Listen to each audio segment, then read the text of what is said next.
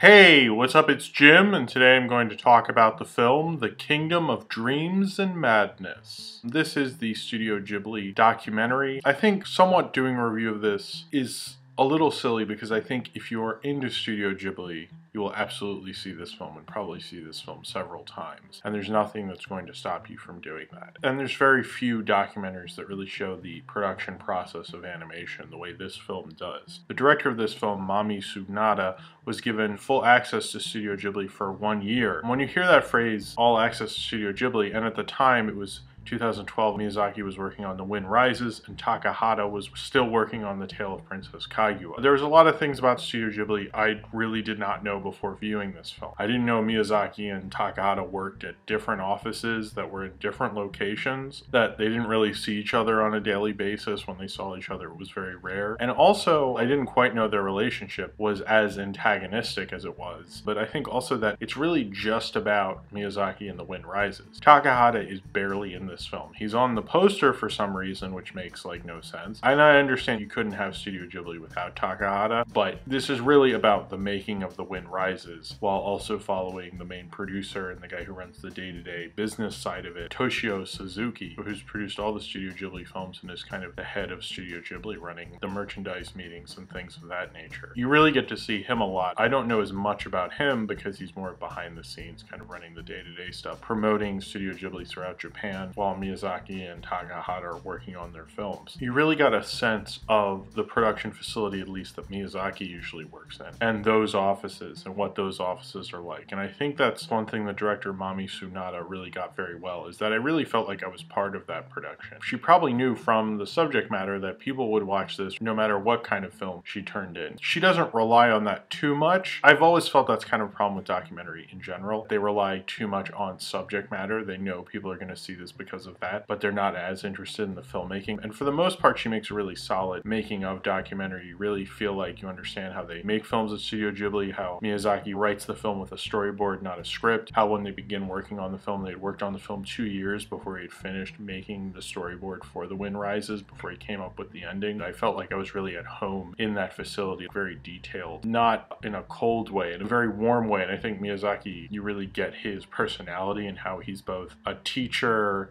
and a philosopher, but he's also the boss, and he's also very demanding, but he's also kind of fun, and he's always has like that great big smile. And you get that through this documentary being so well directed, but she just leaves in a bunch of things that this film probably could have been a lot shorter. There's parts that are subtle and nuanced, and you learn a lot about how Miyazaki sees the world and why he's so attention to detail in his films, because you can see how he looks at the world and cares about a guy watering his plants, or like how in animation you can do this, and that's why animation is so great, and hear him philosophize just like a great old animator. If you ever have a chance to talk with a great old animator and talk to them about filmmaking, the amazing insights that can come out of that. This director, she's really good at keeping those parts in, and then other times she'll keep stuff in to like either hit you over the head with a point or just keep things in that should really be on the cutting room floor. If someone told me this was a rough cut, what I saw, I would believe it. And the parts with Takahata, people are going to be disappointed about that, and Joe Hiyashi is also barely in this film. You see him scoring his film, which I didn't know he really scores it in a concert hall, which is interesting. Most people score it in like more of a scoring facility. Maybe they don't have that. Maybe that's part of why the music sounds the way it does. He's barely in the film. They talk about his importance a couple times, but that's about it. Takahata has one part where he's with Miyazaki and the producer Toshio Suzuki. All three of them are together, and that's like, oh my god, it's Studio Ghibli. She has piano music play over it, and it's like, I don't care if the sound was bad, just subtitle it. I mean, this is subtitle anyway for me. This is what we've been waiting to see this entire movie, and you're doing this kind of crap. When you're watching a documentary like this, you're doing it for the information purposes, but this film succeeds in doing more than that. I felt like I understood Miyazaki more than I have reading like his book and reading essays. I really felt like I got who Miyazaki was through this film. They sell this film poorly in that I get that this is a once-in-a-lifetime kind of experience of a documentary. The Takahata side of it really shouldn't be sold in the trailer or the poster, because it's really disappointing if you're expecting that. They said, oh hey, this is a documentary about how they made The Wind Rises.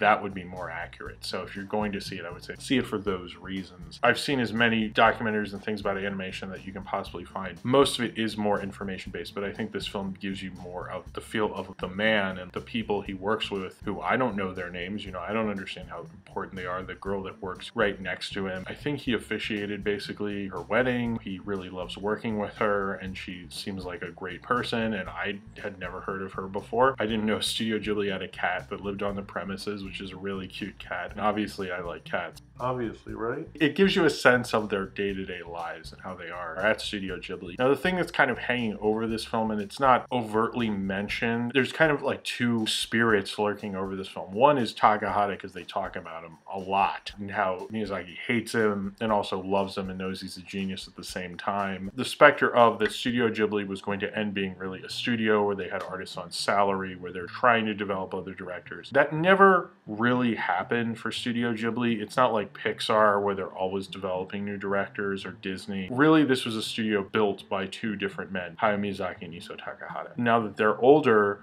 they really haven't launched a third or fourth director. I mean, Goro Miyazaki, kind of. The section with him, it seems like he just kind of got into the family business. He's not really someone who seems to love it as much as Takahata and his father, and there's no interaction between him and his father. I'm not sure what is going on with that relationship, but him talking with the head, Toshio Suzuki, was kind of tense, and it kind of showed they didn't really have another director. I always thought that the guy who directed The Secret World of Arrietty could actually be kind of their new head director, or a new director they could develop, because I quite liked him. And he's actually directing the next film that will eventually be released, which they don't even mention, but I guess their two production facilities were busy with these two films. And how Studio Ghibli eventually would become what it became before, which was more of a production company than a studio, and it's the end of the studio, and they didn't know that when they signed out to make this documentary. It was just kind of something that happened. That specter is over it, because Miyazaki talks about how he's quitting, and he's like, you know, it'll probably fall apart without me. Takahata might never ever stop. He might keep making stuff for all we know, but Takahata doesn't really make things as regularly as he used to, and he really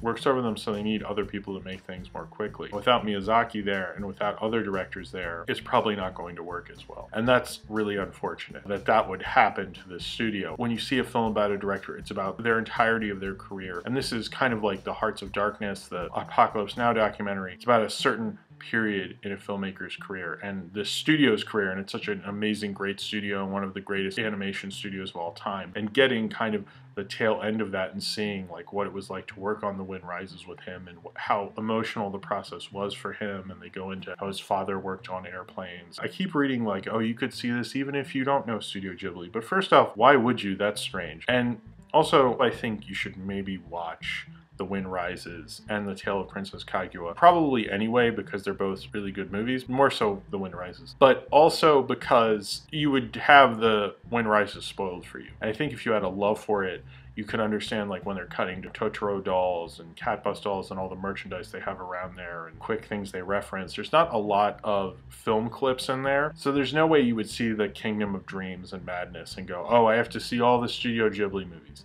It doesn't really give you that feel. It's more for the people who love it, but it's more than just a DVD extra thing. The highs of this film kind of make up for its weak filmmaking and its weak structure. I almost wish someone would like cut this film down and made a tighter documentary, because it definitely hurts the film. It's way too long. It feels way too long. There's just too many loose ends that need to just simply be cut out. It's not motivating anything. It's just there. When he gives cute little insights about how Miyazaki tried to take pictures of everything right when the financial crash happened in 2008 to capture the world during a depression, and he just ends up taking snapshots of life. When you look at all his location shots, you're like, oh, of course he does all these things. Of course, before his press conference, looks out and sees people watering their plants and starts talking about animation. It felt very sweet and alive and beautiful, much like how you see his films, and getting those insights was a once-in-a-lifetime opportunity. And this was a once-in-a-lifetime opportunity for this documentary director, and I don't think they completely squandered it. I just wish it had been maybe tuned a lot better in the editing, but it's still a must-watch if you love Studio Ghibli. You really get to see the studio, and I haven't seen as good of a documentary about an animation studio before. Even if this film isn't like a perfect genre-defying animation documentary, it's still a hell of a good one. So if you have seen The Kingdom of Dreams and Madness and you would like to talk about it, then comment below in the comments and subscribe if you would like to. Currently, I'm doing a Studio Ghibli series where I'm trying to review all of the films of Studio Ghibli. If you'd like to check out any of those reviews, check them out in the annotation below. Thank you very much for watching, and I hope to see you next time.